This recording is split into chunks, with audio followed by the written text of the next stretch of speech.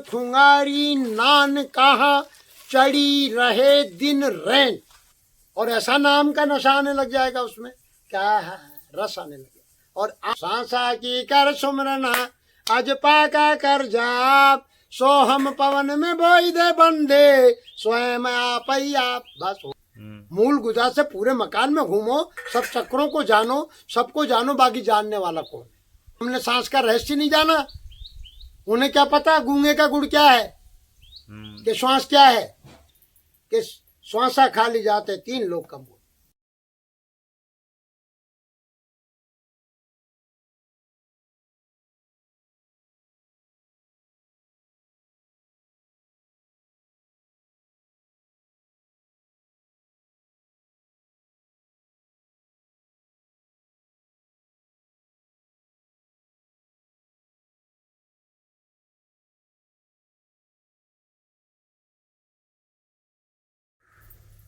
ये है कि एक भाई साहब का मेरे से बात हुई।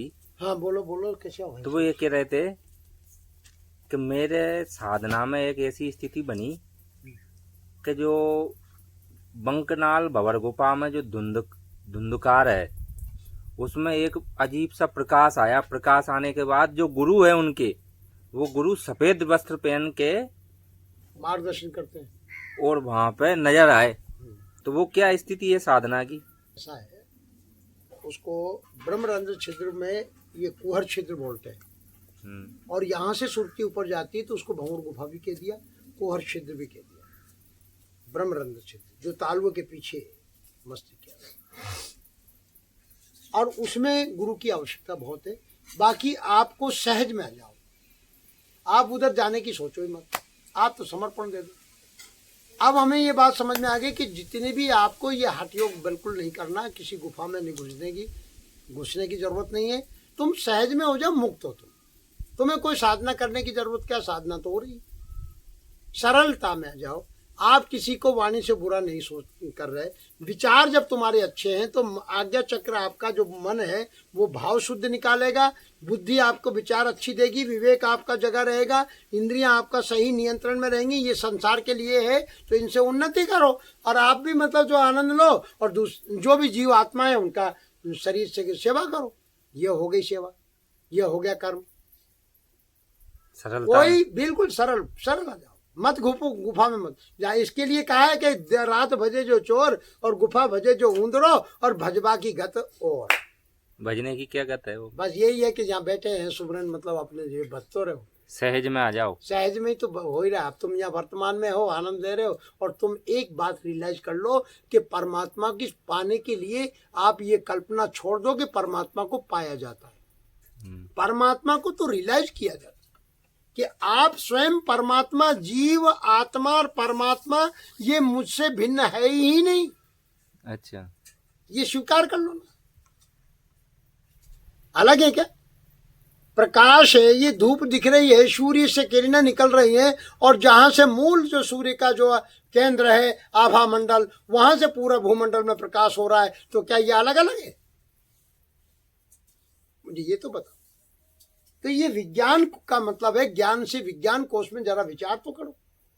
तो ये बंकनाल भंवर गुफा में ये सब छोड़ो, घुसने की जरूरत नहीं, कोई जरूरत नहीं। तो सुमरन की विधि, सुमरन श्वासा में, सांसा की कर सुमरना अज पाका कर जाप, सो हम पवन में बोई दे बंदे स्वयं आपैया। बस हो गया काम, सांसों का सुमरन हो गया। 4 बे 6 7 18 पढ़ लोगे, इसके बाद में भी यही आना पड़ेगा, यही आना पड़ेगा। तो गुरुजी ने पहले कह दी भैया सुमरन मत छोड़ देना।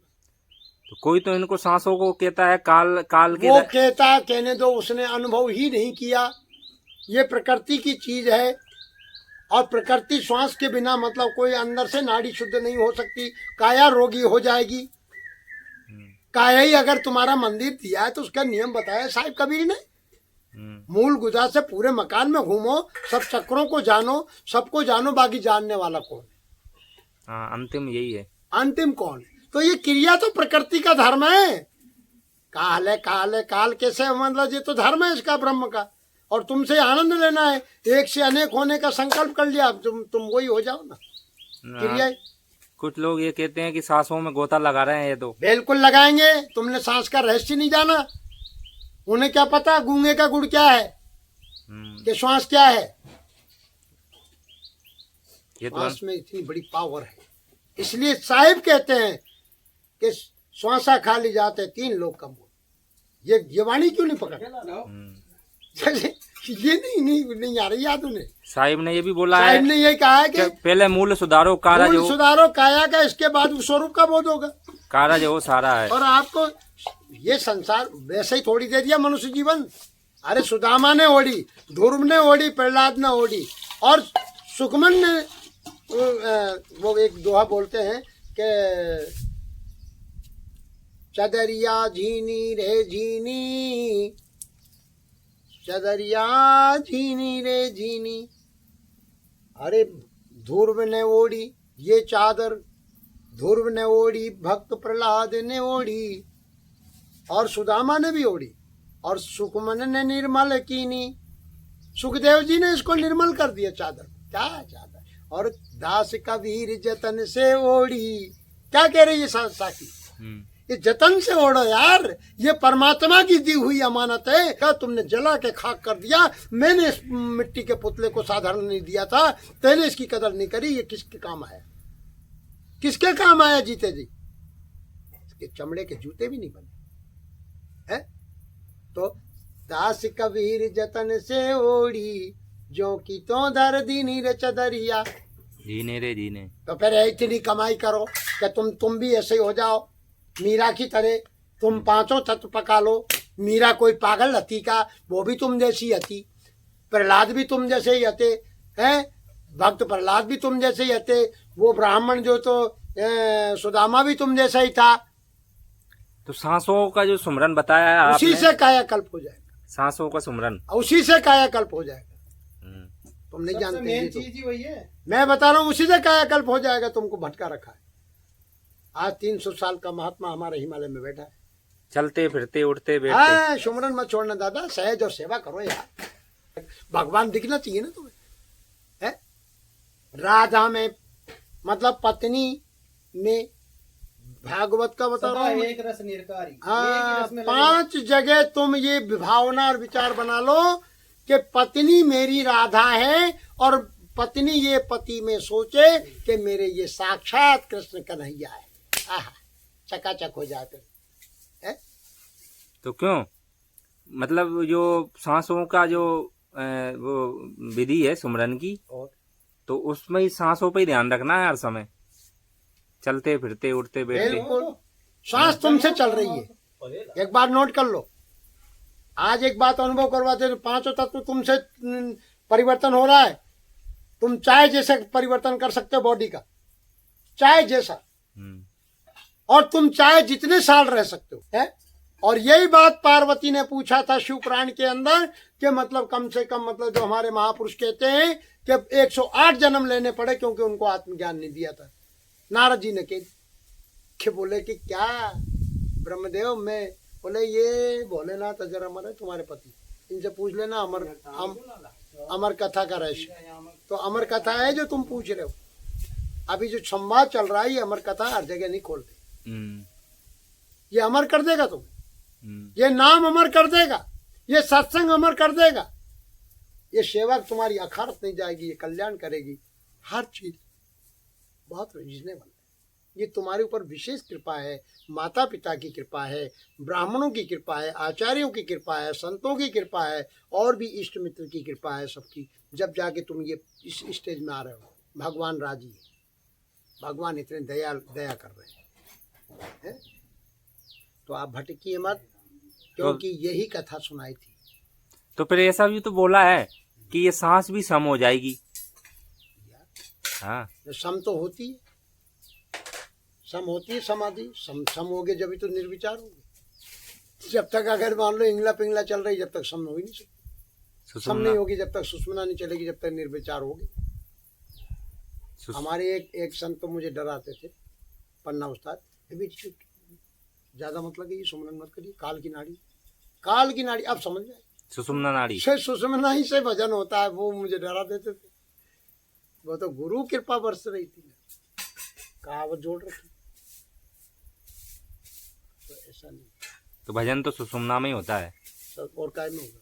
भजन तो 24 घंटा होता है, सुषुम्ना से मतलब। सुषुम्ना चलो मत चलो, चलो मत चलो, श्वास तो चल रही है, श्वास चल रही है, भजन 24 घंटा हो रहा, 8 पैर 64 घड़ी जपने वाला जप रहा है। कबीरा तो प्रैक्टिस हो जाओगे, श्वास अभ्यास जब ध्यान किया हो।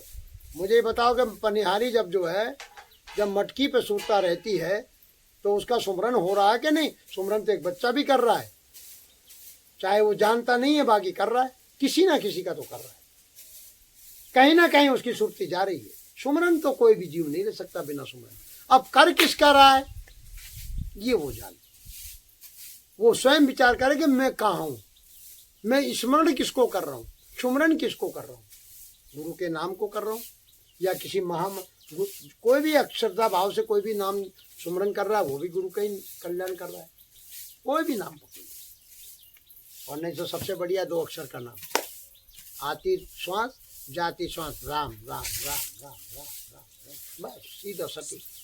हाँ, वो सुमरन सांसों से कबीर साहब ने राम की कही है, जाप से अजपा में जाएगा। अरे वो तो सब, ये तो मत करो नुक्ताचीनी, कहाँ जाएगा कहाँ नहीं जाएगा, तुम इसकी काय सोचा विचारी करते हो? सुमरन पकड़ ले वो तो तुम बस। तो सुमरन पकड़ो, तुम्हें ये कहाँ जाएगा कहाँ नहीं जाएगा वो मंजिल अपने आप तुम्हें पता ही नहीं लगेगा। अबे तुम बुद्धि से कह रहे हो, तुम तो वहां पहुंचोगे जब कह ही नहीं पाओगे, जब तुम उस स्टेज में आओगे जब हम भी वैसे तर्क वितर्क करते थे गुरु जी से, और गुरु जी कहते कि ना चलो चरे व्यक्ति चरे व्यक्ति चरे व्यक्ति। आज गुरु शंकराचार्य जी का कहना है चलते चलो चलते चलो चलते चलोगे तो अपने आप पता लग जाएगा कि अपन किस मंजिल पे आ गए, कहाँ आ गए।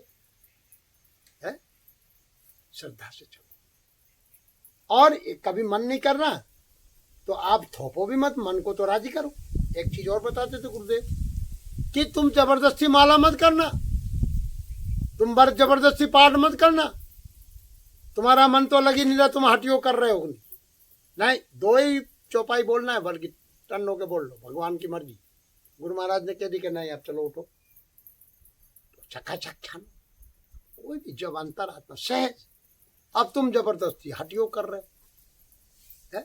हाँ, तो ये सब सहज में, सहज होना चाहिए भाई। प्रसन्नता के लिए तो आनंद लो यार, गाया जाए, बाकी अपने आनंद के लिए, मस्ती के लिए गाया जाता है। एकांत में आए हो, मस्ती लेने आए हो, आनंद लो यार। सच्चिदानंद क्या है रूप? वो सच्चिदानंद रूपाय विश्वोत्पत्ति आदि है तभी। फिर वो उसका स्वरूप कैसा है? आनंद देने वाला ना। अब ये कह दे कि वो आनंद आनंद, अरे आनंद कहने की चीज है क्या? परमानंद कहने की चीज है क्या? सच्चिदानंद कहने की चीज है क्या? बाकी कह के बता दिया संतों ने, बाकी नहीं आया फिर भी वो आनंद। क्यों? वो है अनुभव की चीज। जिस दिन तुम्हें कुछ मिल जाएगा ना पावर, फिर तो तुम रहोगे नहीं यहाँ, रहोगे भले यहाँ पर तुम दुनिया में नहीं हो। तुम्हारे लिए फिर कोई दुनिया नहीं है, तुम अपनी मस्ती में मस्त रहते हो, 8 पैर छक। इसलिए नानक ने कहा कि ऐसा नाम, नाम खुंगारी नान कहा चढ़ी रहे दिन रैन। अब यह नानक की वाणी के लिए, अब बताओ इनकी वाणी कितनी सरल के लिए, रात दिन चढ़ी रहे, और ऐसा नाम का नशा आने लग जाएगा उसमें, क्या है, रस आने लगे, और आंखों पे एक तुरी अवस्था आएगी, एक अलग ही खुंगारी बनेगी, जो बड़ा प्रसन्नता में। उठोगे तो प्रसन्नता, चलोगे तो प्रसन्नता, खाओगे तो प्रसन्नता, पियोगे, सब चीज क्रिया भगवान का प्रसाद, भगवान ही कर रहे, आनंद है।